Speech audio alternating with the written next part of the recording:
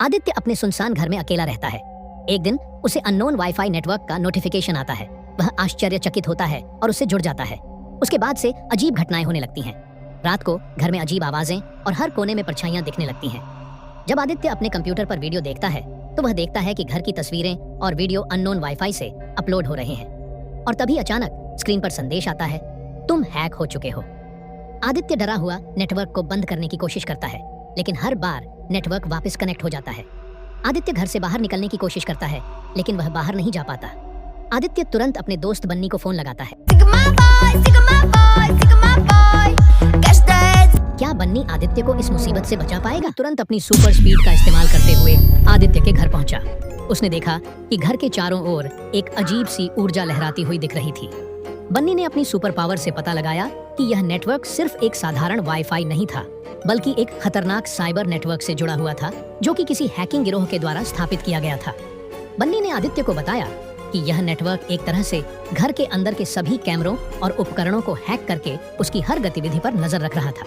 उसने आदित्य से कहा, तुम्हें डरने की जरूरत नहीं है, मैं इसे खत्म कर सकता हूँ। बन्नी ने अपने उपकरणों से नेटवर्क का पता लगाने की कोशिश की और चुपके से नेटवर्क के भीतर एक एंटीवायरस छोड़ दिया। वह उम्मीद कर रहा था कि यह खतरनाक साइबर नेटवर्क खत्म हो जाएगा, लेकिन तभी आदित्य की कंप्यूटर स्क्रीन पर एक और संदेश दिखाई दिया, तुम दोनों अब मेरे जाल में फंस चुके हो।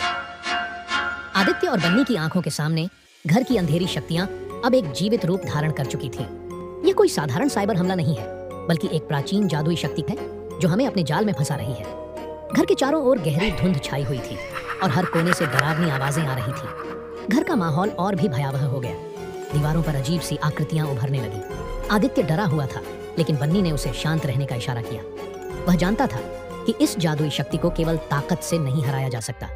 बन्नी ने तुरंत अपनी सुपर स्पीड का इस्तेमाल किया और घर के चारों ओर तेजी से दौड़ने लगा। जैसे ही वह घर के सबसे पुराने हिस्से में पहुंचा, उसने देखा कि वहां एक पुराना वाटर टैंक था जो जादुई नेटवर्क से जुड़ा हुआ था। बन्नी ने समझ लिया कि यही वह स्थान है जहां से इस जादुई शक्ति की शुरुआत हुई थी।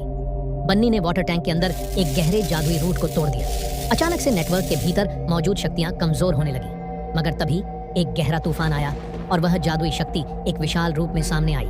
यह अब और भी खतरनाक और शक्तिशाली हो चुकी थी। बन्नी ने अपनी पूरी ताकत लगाते हुए जादुई शक्ति को एक शक्तिशाली ऊर्जा बूस्ट दिया। ऊर्जा की एक बड़ी लहर ने उस शक्ति को पूरी तरह से नष्ट कर दिया। लेकिन जैसे ही वह शक्ति खत्म हो रही थी, अचानक से एक और संदेश आया, अभी तो पार्टी शुरू हुई है।